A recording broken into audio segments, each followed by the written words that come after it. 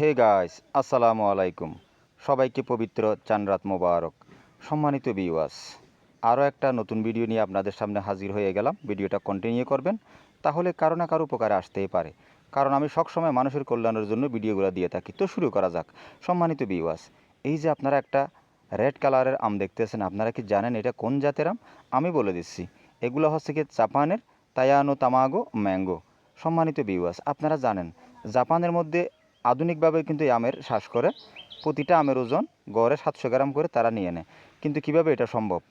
এটা এজন্য সম্ভব, আম যখন পর্যাপ্ত পরিমাণে গাছের মধ্যে গুটি দাঁড়িয়ে যায়, তখন তারা কিন্তু ফুটতিং করে দেয়, একেবারে যে সহজ ভাষায় বলে আম ছাঁটাই করে দেয়। সেই কারণে প্রতিটা আম তারা মানসম্পন্ন করে 700 গ্রাম ওজন পায়। এটা যদি আমরাও অবলম্বন করি, তাহলে আমরাও কিন্তু এরকম মানসম্পন্ন আম হারভেস্ট করতে পারবো এবং বাইরে এই আমগুলো পাঠিয়ে আমরা ডলার ইনকাম করতে পারবো, যদি বুদ্ধিমত্তার সাথে সব কিছু ঠান্ডা মাথায় করেন। আশা করি বুঝাইতে পেরেছি। সম্মানিত ভাই এবং বোনেরা, বাবারা, কাকারা, আন্টিরা, আরও একটা ইন্টারেস্টিং দৃশ্য আপনারা দেখেন। আমার এটা 9 বছর বয়সের একটা গাছ। আমি এটাকে কেটে টপ ওয়ার্কিং করেছি। একটা দুর্বল ডালের মধ্যেও কিন্তু একটা মিয়াজাকি আমের সাইন আমি সেট করেছি। তো ডালটা দুর্বল হওয়ার কারণে এটা অতিরিক্ত মাত্রায় বৃদ্ধিও হয় না, আবার মরেও না। তা আমি মনে করছি কাটবো নাকি রাখবো, ভাবতে ভাবতে কিন্তু এটার মধ্যে ফুল চলে আসছে। এই দেখেন আপনারা কতটা, কিন্তু এখনও বড় না। এটা বড়তে আরও 1 বছর কাছাকাছি সময় লাগবে। সহজ ভাষায় যদি বলে আরও একটা বর্ষা পার করতে হবে, বৃষ্টির দিন, ঠিক আছে? তার আগে কিন্তু এটাতে ফুল চলে আসছে। তো এটা হচ্ছে কি তায়ানো তামাগো মিয়াজাকি আমের ডাল। সম্মানিত ভিউয়ার্স, আপনারা শুরুতে যে আমটা দেখছেন ওইটার বয়স এটা চেয়ে কম ছিল, এটা কিন্তু এটার চেয়ে বেশি। কিন্তু এটা বড় আম হওয়ার পরেও কিন্তু কালার কম।